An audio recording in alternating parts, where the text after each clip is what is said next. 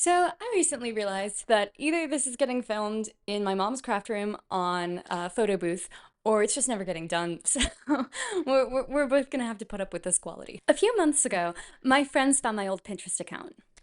I mean, like, old. I was probably 10 or 11 on my little iPod Touch, and this was the first social media I'd ever had access to, so finding it was like striking gold. I never posted much myself, but turns out I was a prolific reposter. Screenshots of definitely real Tumblr stories, relatable teen memes. Stop looking at me. Stop it. Stop. But alongside all the classic middle school hits were these posts that caught me a little off guard. These like okay boomer anti phone posts. Like, here's biggest, gaudiest Patronuses just wiping the floor with these guys. Kids these days are always on their phones. As opposed to literally what else? Reading a magazine? Staring blankly at my surroundings? Arguing with my parents? Why does your generation cling to this rabid shaming of people for using their interpersonal communication devices to stay in touch with the world? What do you want from me? Like, what constitutes an acceptable use of time in a world that's ending because your generation couldn't get its shit together? The frustration, the drama. I loved these posts. They were so vindicating, especially because at the time, I really loved being online. I was part of all these little subgroups, and it made me feel really connected and happy at a time in my adolescence when I just wasn't. And besides, all the anti-social media warnings I'd seen just felt so old man yells at iCloud. Like, just look at these cartoons. Cocaine is out. The new drug of choice? Replying to emails. I didn't really get this one. Like, they're spreading the good word. Jesus is trending. What more do you want? But cut to 2025, and I feel like no one is on board with biggest, gaudiest Patronuses. Instead, I feel like there's two dominant narratives surrounding social media. The first is the social network narrative, the idea that social media is a tool for connection with some pros and some cons. Sure, you can see your friend's cute dog, or your ex's new haircut, or your grandpa's QAnon affiliations from anywhere in the world. But if you get too into it, it can be bad for your mental health. So moderation is key. I think at this point, the problems with having a social network in your back pocket at all times have been reviewed and discussed and beaten to death. Like, you can just speed run some statistics right now.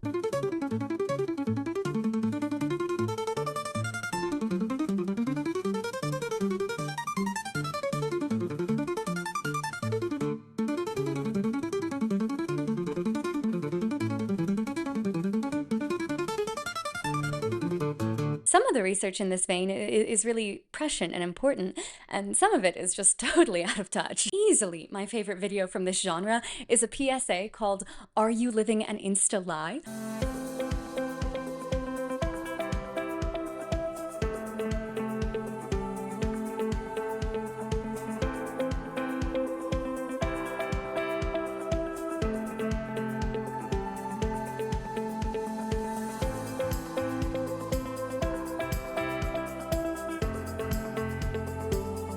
It seems to assume that social media comparison is literal and immediate, and that people will go climb mountains for 11 likes. The second narrative, which I think is more typical of young people, is that social media is definitely bad, and I'm definitely addicted, and like, just who cares? If you lean more towards the second camp, I don't really know how much of this video is gonna come as a surprise.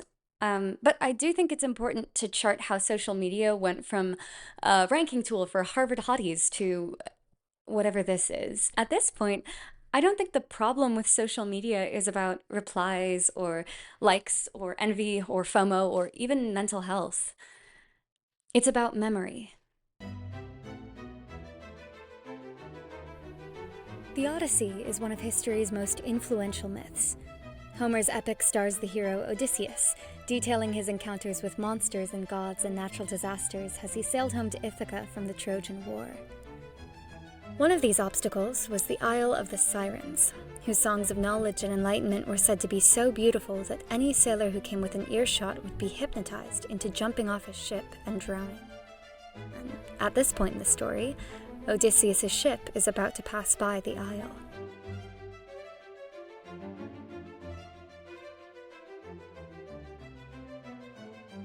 Sweet, pop quiz, what'd you learn? I need good annotations in the margins, people. You can't just highlight a sentence. Really, I just want to take a second to think about how memory works.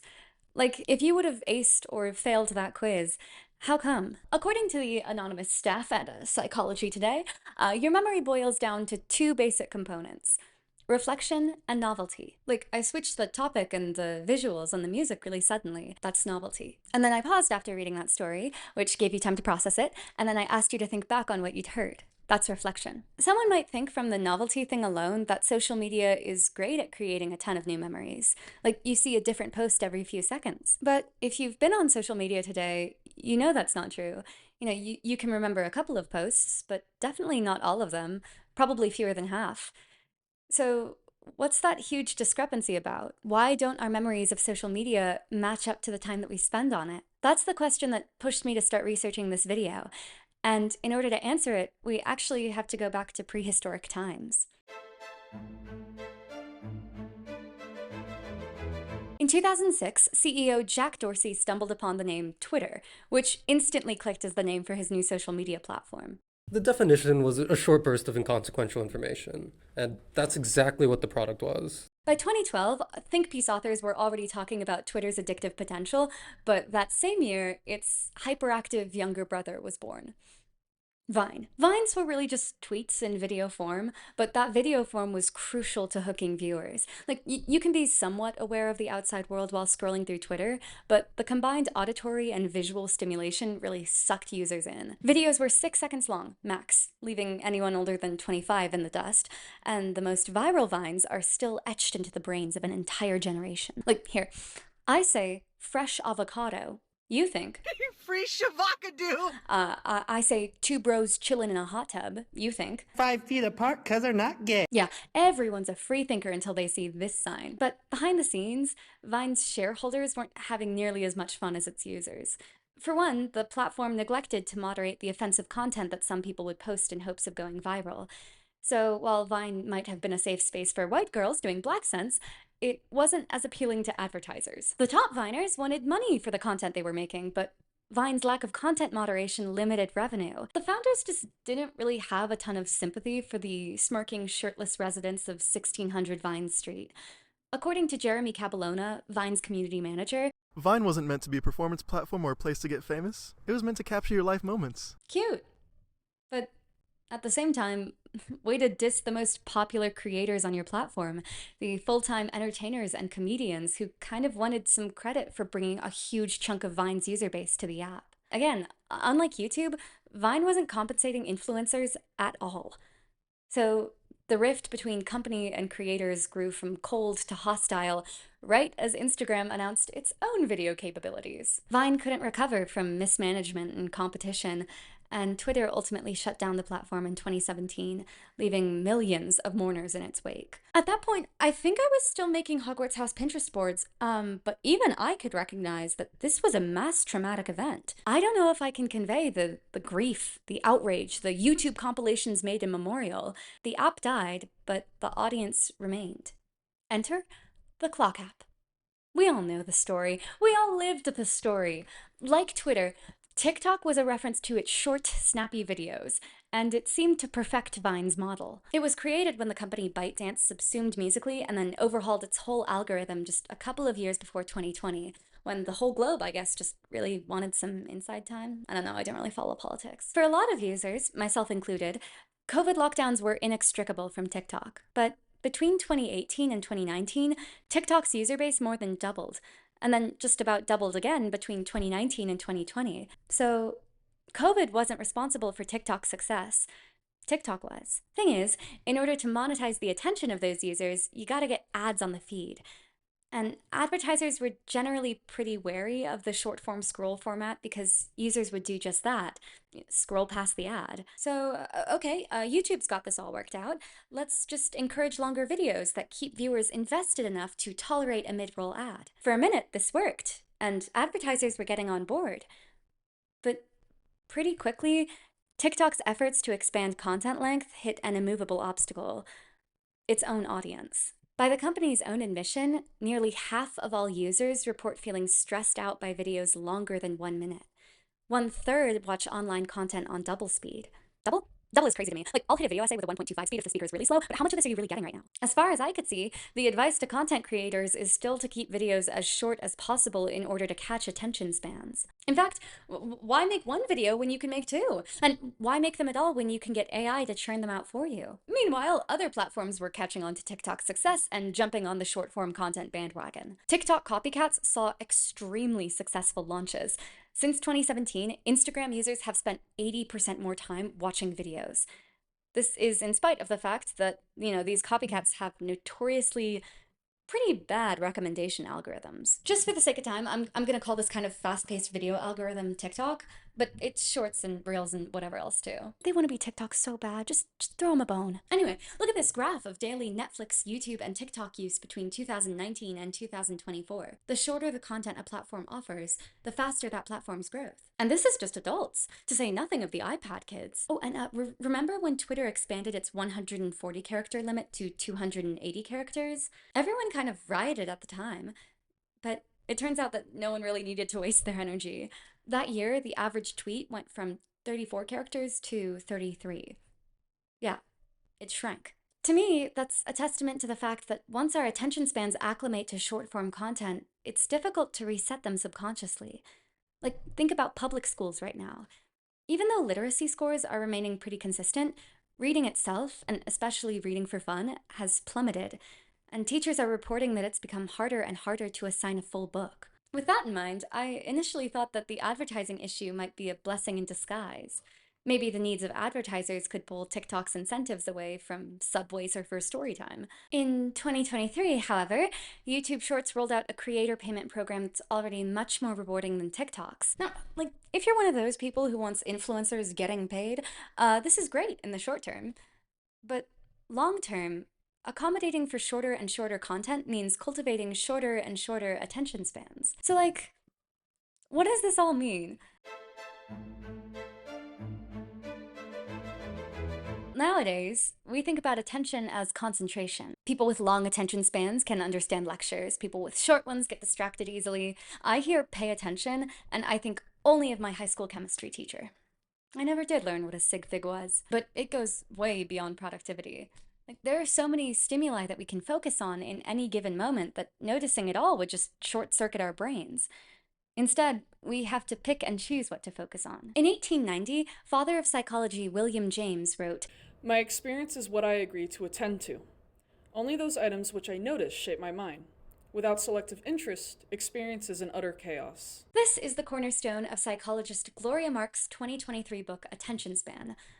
If attention is so important to our experience of our lives, then how do we take control of it? That's the job of executive functioning, the little thing in your brain that tells you to wash your face or finish that video essay or write down what a sig fig is. I like thinking about executive functioning as a battery because it gets drained throughout the day and then has to recharge. In fact, it drains a little bit every time it has to shout at you to do something, which is why it's so much harder to resist doom scrolling at night than in the morning. Some people just start with larger batteries than others, but there are also a lot of things that can sap your battery's charge. Exhaustion and hunger are big ones, but so are disconnected, fast-paced videos. Every time our brain sees a new video with a new speaker in a new environment talking about something else, it has to reorient in order to understand what's going on. Over time, that taxes our energy and our executive functioning. So, the more we scroll, the lower our executive functioning, the less we can resist temptation, the more we scroll. And all the while, we don't have the space or the capacity to reflect on the last post we saw. Here's Doctor of Psychology, Matt Johnson. From the standpoint of memory formation, what you do after an event is almost as important as the event itself.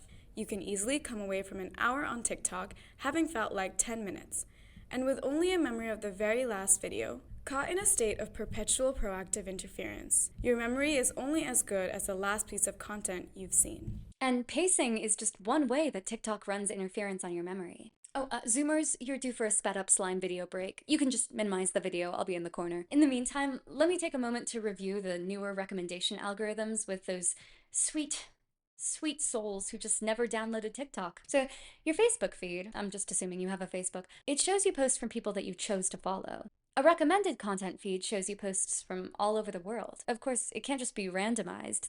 TikTok wants to cater to your characteristics. So when you create an account, it uses the phone number or email that you signed up with to identify your demographics for the first round of posts. And then it refines those posts over time based on what you linger on and like in your feed. The more time you spend on the platform, the more tailored your algorithm. Facebook fights from high to low, and we fight from low to high. The goal of recommendation algorithms is to create a unique little bubble for each user.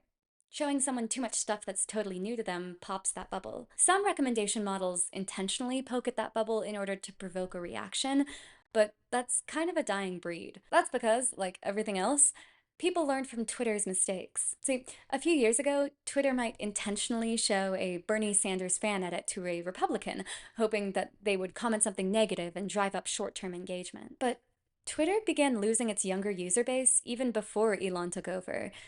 TikTok realized that keeping users comfortable paid off long term, and so scrolling through TikTok's For You page is just so much more relaxing than scrolling through Twitter. Quick tangent, emotional satisfaction also threatens that bubble. If TikTok shows you too much content that it knows you'll like, you might feel fulfilled and then click off. That's why you don't often see really, really funny videos back to back to back. This is called intermittent reinforcement, and it was discovered by psychologist B.F. Skinner. In 1930, he put a bunch of rats in a cage with a button that they could press. In one test, the button did nothing, so the rats kind of ignored it. In another, the button always delivered a treat. In the final test, the button sometimes delivered a treat and sometimes didn't. The rats couldn't stop pressing the button. They weren't addicted to the treats, but to the anticipation. You might get Obama asking you to donate $5 or $10. but you might get an actual gem. Dude, Tyler, it is good to see you, my brother.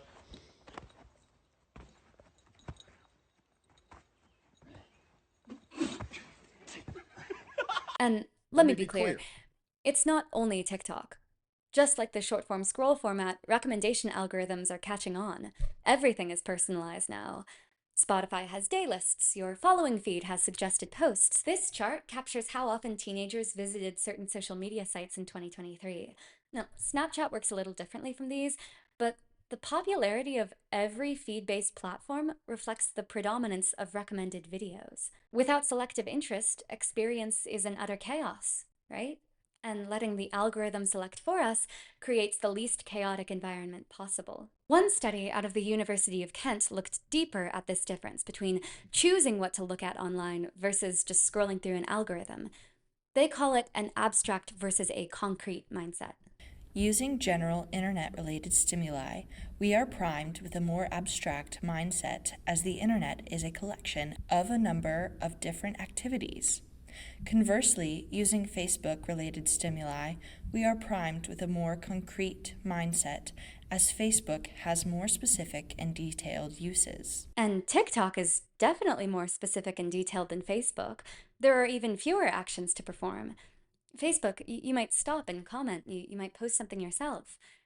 TikTok, you scroll and you like. AI is just going to solidify this concrete mindset, of course, because it's just going to get easier and easier to predict what you want to see. And companies are going to jump on every little improvement. Like, TikTok's already tracking your eye movements and feeding them to advertisers. Being in a bubble with your own interests and opinions and sense of humor is comforting, but it comes at a cost. And it's not just privacy. There's also less of a shared vocabulary. I do think that trending TikTok sounds kind of emulate what Vine used to do, but I'll never be able to quote TikToks in the same way that I can quote Vines. It's just more fleeting. When algorithms are personalized, nothing is new and nothing is repeated. And then there's that lack of novelty, that concrete mindset that also makes it way more difficult to form memories. Learning the science behind how TikTok affects memory added a scarier dimension to the screen time statistics. Most large-scale US studies have put teens' average social media use at 4 hours per day, even pre-COVID. Now, don't get me wrong, I still agree with the Tumblr posts. The idea of wasting your time on social media, it's gauche, it's dramatic, it's played out. We know that online spaces can be beneficial and even life-saving. Sometimes they're the only way for some people to find any community at all. I liked these memes so much when I was younger because the boomers didn't understand that. My fear is that, now that platforms have finally worked out monetization strategies for the TikTok model, that model will start encroaching on those useful spaces. Maybe we won't even have the attention span to engage with those useful spaces anymore. So long as we're on TikTok or YouTube Shorts or Instagram Reels, we're not wasting our time because we're online. We're wasting our time because we have no memory of what we've seen. All that might be surprising to learn if you've had your head under a rock since 2017, which, like, why are you here now? Don't come up now. But for most TikTok users, blanking out for a couple of hours every day is part of the appeal. We implicitly know that, and we know it's bad, and we keep doing it. So, why? In 2012, psychologist Natasha Dow published Addiction by Design, a book that analyzed the psychology behind Las Vegas slot machines. When you hear high-stakes casino gambling, you might think of green tables or blackjack or the little black and red spinner with a little ball. Before the 80s, slot machines were shoved into corners and kind of looked down on. They were the granny's game. Real men stick to dropping deuces and winning sticky bonuses and bottoming out. I just made up one of those terms and you can't tell which one. But by 2003, 85% of the average casino's profits came from slot machines. The rate of returning players was just so high. Video slot machines in particular were on the rise. Regular gamblers became addicted to video slot machines 3 to 4 times more quickly than to other forms of gambling, even if they hadn't had trouble with addiction in the past. Nothing could keep the really addicted players away from them. Schul reports instances of patrons playing slot machines while fires burned feet away, while water poured in from a flood. She saw camera footage of players continuing to gamble while another player had a heart attack at their feet. I kept hearing this zone, zone, zone. And the zone is this disassociated state. It's really out of space, out of time, out of money value. A sense of being a social person or even having a body can fade away. According to one addiction specialist that Schul talked to, the consistency of the experience that's described by my patients is that of numbness or escape.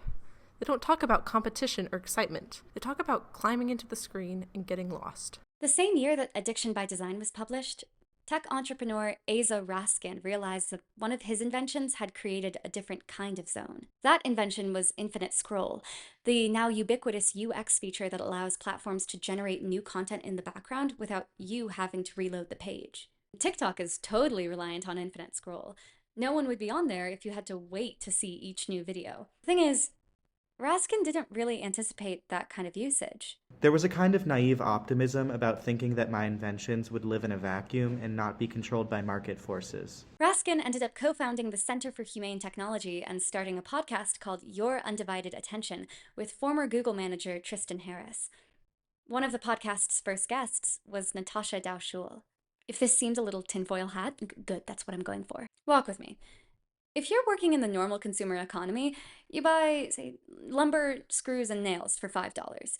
You hire someone who will make a chair for $15. You sell the chair for $25, and you keep $5 in profit. In order to maximize your profit, you either find cheaper materials and labor, or you raise the price of the chair as high as someone is willing to pay for it. The attention economy is a little different. Let's say you buy a casino and some machines, and you hire people to work there.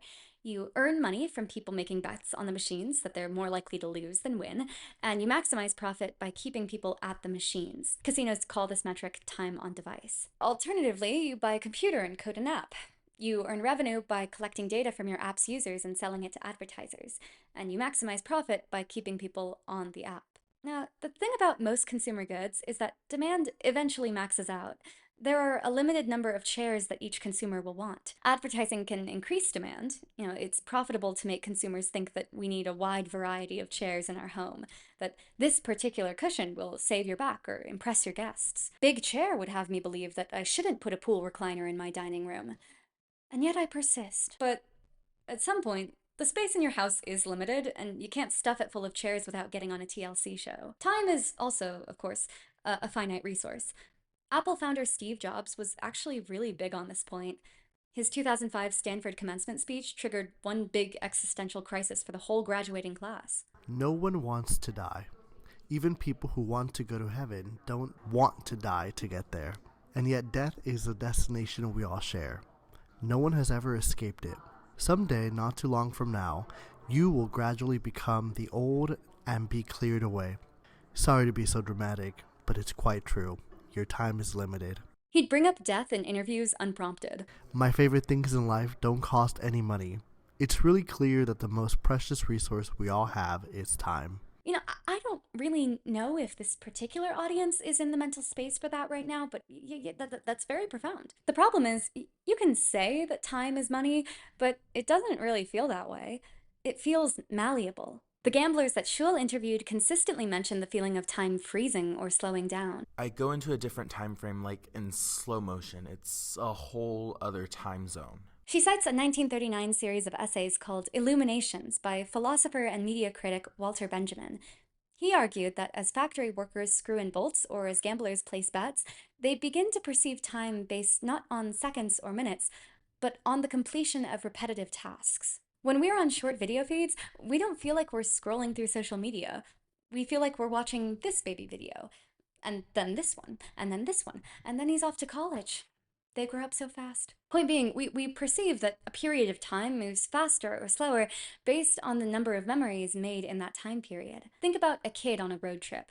He's seeing tons of new things and has a lot of time to reflect on them, hence lots of memories, hence feels like a long time, hence are we there yet? That's called accelerated time perception, the feeling that time is moving faster than it actually is. Fewer memories in the same time span create decelerated time perception, the feeling that time is moving slower than it actually is. Basically, when our brains don't remember what we've seen in the last 2 hours, we don't feel like those 2 hours have actually passed. That feeling, the sense of the clock stopping, is what drives the most avid gamblers. I'm not playing to win. I play to keep playing, to stay in that machine zone where nothing else matters. And if you're addicted to TikTok, you're not chasing the next funny video, you're chasing that feeling. Remember how Facebook and TikTok provoke a concrete mindset?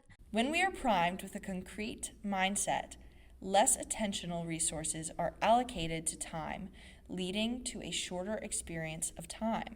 Contrary, when we are primed with an abstract mindset, more attentional resources are allocated to time, leading to a longer experience of time. Both TikTok and video slot machines use the same techniques. Elicit repetitive behavior to generate a flow state to generate revenue. Both want to make you forget that, well, not to be a downer, your time is limited. It's like if furniture stores could convince you that your house had infinite space for chairs.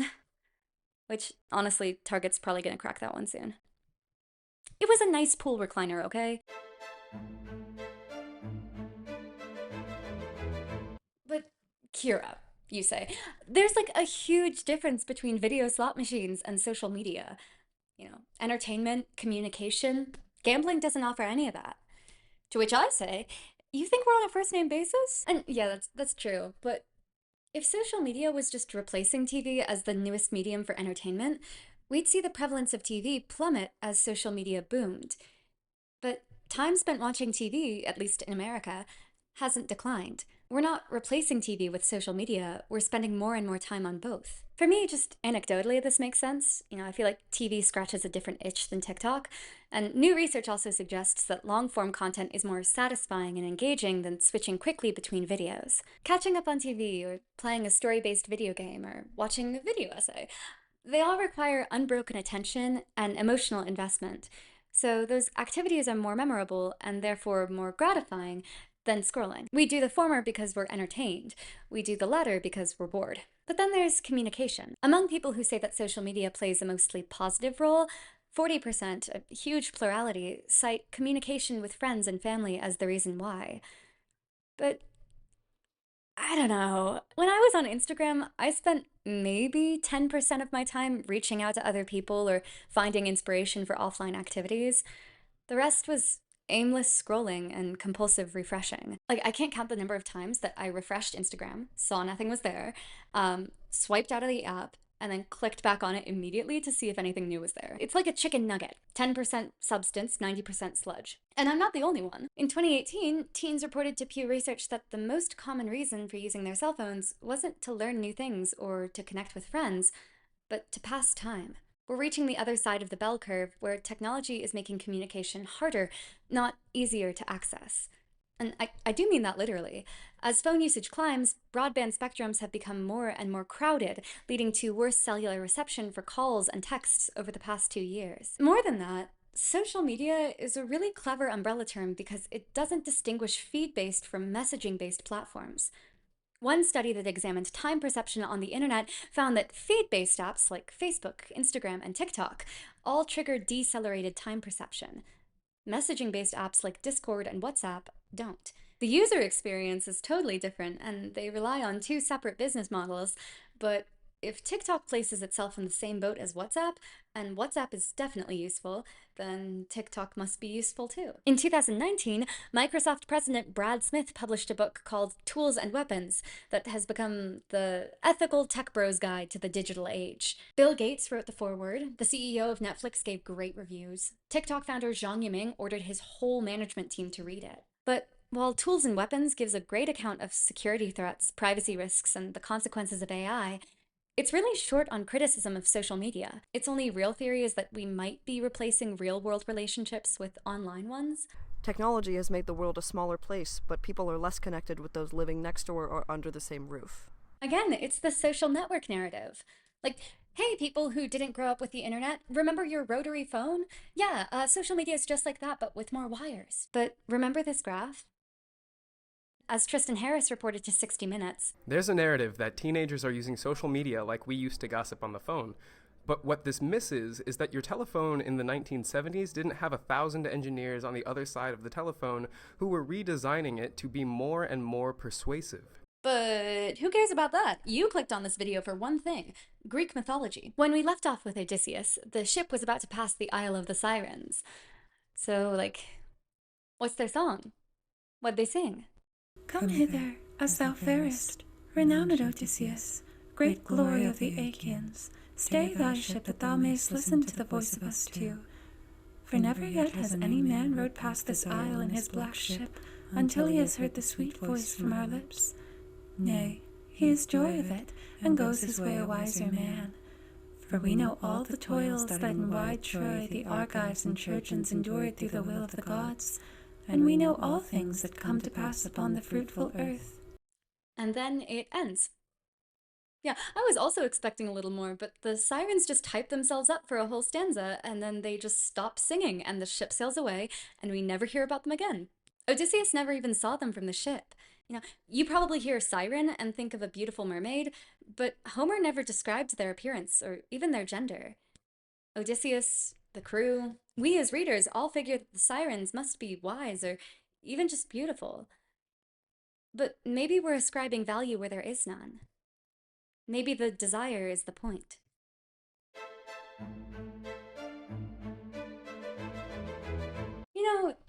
That said, there was a point early on when Facebook was just a little tech baby crawling through college campuses.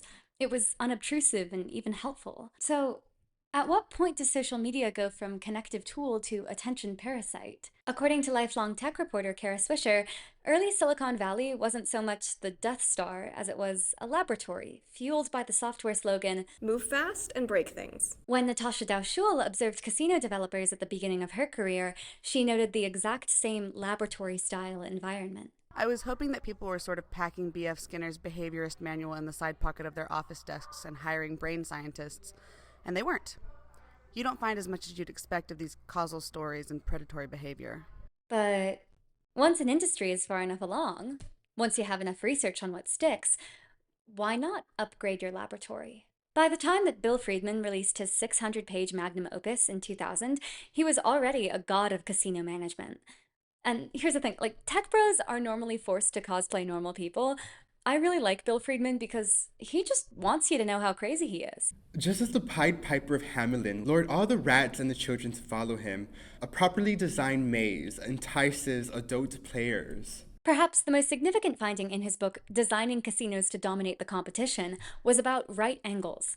When Friedman altered the entrance corridor of one casino from a straight line to a curve, traffic into the lobby increased by 1/3. He noted that commitment is required to slow down and turn 90 degrees, whereas a curve is more instinctive, a suggestion that doesn't force people to stop, reflect, or make any decisions at all. The best mazes don't confuse players, but comfort them. And you don't get an algorithm as comforting as TikTok's without making some cuts. For founders, that means blocking not only subversive political speech, but making calls about a video's or a user's appearance. In 2019, moderators were instructed to suppress videos with shabby or dilapidated backgrounds, as well as videos featuring people who were ugly, wrinkly, too fat, or too thin. Protecting a user's bubble of aesthetic comfort was more important than protecting a creator's speech. In the case of Facebook, all Mark Zuckerberg can talk about is human connection. We're like a social company, right? I mean, we're fundamentally around helping people connect. How do you enable these kind of AIs to facilitate connection between two people? But Swisher reveals some less virtuous incentives. Sean Parker, who advised Mark in the early development of Facebook, later said that the site's goal was simple. How do we consume as much of your time and conscious attention as possible? In 2021, whistleblower Frances Haugen famously confirmed what many had long suspected, that Facebook was using neurological evidence to target teenagers specifically. Teens' decisions and behavior are mainly driven by emotion, the intrigue of novelty and reward. While these all seem positive, they make teens very vulnerable at the elevated levels they operate on, especially in the absence of a mature frontal cortex to help impose limits on the indulgence. Tinder was actually the most complex case study I found in manipulative design. The founders never expected their swiping mechanism to become so iconic, but swiping right and swiping left have become cultural shorthands for interest and rejection. Almost every other dating app uses that model. Tinder CEO Sean Rad attributed the popularity of the swipe to the feeling of matching with someone. The emotional connection probably comes in the euphoric feeling of when you swipe right and there's a match. That dopamine rush is now associated with the right swipe. His response is based on the logic of the social network narrative, that people enjoy using social media when it offers real-world rewards. But in a live Q&A a year later, CSO Jonathan Badeen, who actually invented the swipe, said, "From the beginning, I had a nagging desire to gamify it. Using the buttons to move the cards felt clunky. Thanks to the swiping aspect of the app, people end up having fun doing something that they would have otherwise considered laborious work." Tinder already had an excellent claim to offline utility, but users would stay on the app for longer if it was fun to use, too. A few of my friends have told me that they would never meet up with someone from a dating app, but that they're on them because it feels like a game. A whole phenomenon called speed swiping has sprung up around this instinct. The point isn't necessarily to find matches, but to play the app. Not to swipe right, but to swipe. It reminded me of Sharon, a doctor turned card dealer who was hooked on slot machines. She told Shul, "Sometimes I'd get into such a rhythm on the machine that I'd mistakenly discard winning hands. It was more about keeping the pace than making the right decisions." Tinder began as a connective tool, but these curves trigger psychological responses that can't be contained by rationality. Remember how Vine's founders believed that their app wasn't meant to be a place to get famous? It was meant to capture your life moments. Likewise, Connie Jones, a director of responsible gambling, has said, "Our game designers are trying to keep the games fun and exciting and better. They don't even think about addiction." But Vine's algorithm didn't run on life moments. It ran on going viral. Slot machines don't run on fun and excitement. They run on money. If Asa Raskin's story proves anything, it's that intention doesn't matter. When time is revenue, addiction is inevitable. The US is freaking out about content restriction or the CCP sneaking in through your kid's charging port, but the real threat is less 1984 and more Brave New World. At least, that's what Neil Postman said. He's the author of Amusing Ourselves to Death, a 1985 book about the problem with mass entertainment. In his case, television. What Orwell feared were those who would ban books. What Huxley feared was that there would be no reason to ban a book, for there would be no one who wanted to read one. But, again, we all kind of know that, right?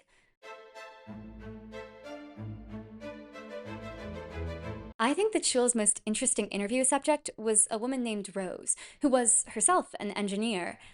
She actually built her own slot machine from scratch, hoping that demystifying the machine would help her tackle her gambling addiction. It didn't. I knew everything that was going on inside that machine. When I start to play, I'd picture what was happening inside the computer. But then I would turn that knowledge off. We can hear all these statistics about phones, call it doom scrolling or brain rot. It doesn't change the fact that a chicken nugget tastes good. But here's the thing. Chicken nuggets have existed in some form or another for as long as humanity's been around. That's why I keep coming back to the sirens. Their name is mentioned 9 times in the Odyssey, but we still remember them centuries later because they're such a good reference for self-destructive desire.